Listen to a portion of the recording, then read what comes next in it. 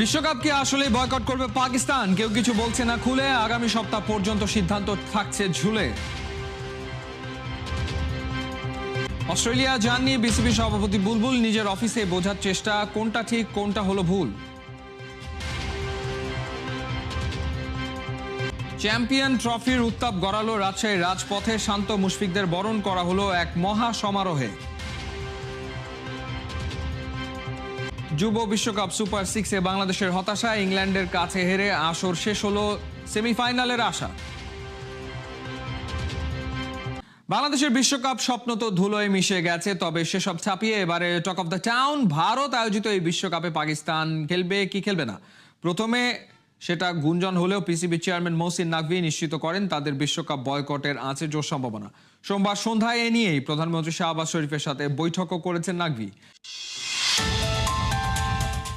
মহসিন নাকভির মুচকি হাসি এই মুহূর্তে ক্রিকেট দুনিয়াটাই যেন হেলিয়ে দিচ্ছে। কি করবে পাকিস্তান? বাংলাদেশকে অপমান করার প্রতিশোধ তারা নিতে চায়, কিন্তু কিভাবে?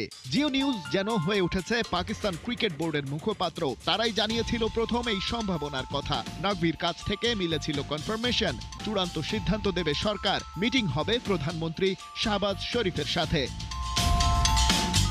ঘটনার একদিন বাদেই পিসিবি ঘোষণা করে পাকিস্তানের বিশ্বকাপের স্কোয়াড। ওরা যেন খেলছে, সেটা বাংলাদেশকে নিয়ে না আইসিসির সাথে, বোঝা মুশকিল। এর মধ্যে ক্রিকেটারদের সাথে পিসিবি চেয়ার নাকভির বৈঠক। সেখান থেকে জিওর হেডলাইন, বোর্ড যে সিদ্ধান্ত নেবে তাতে ক্রিকেটারদের কোনো আপত্তি নাই।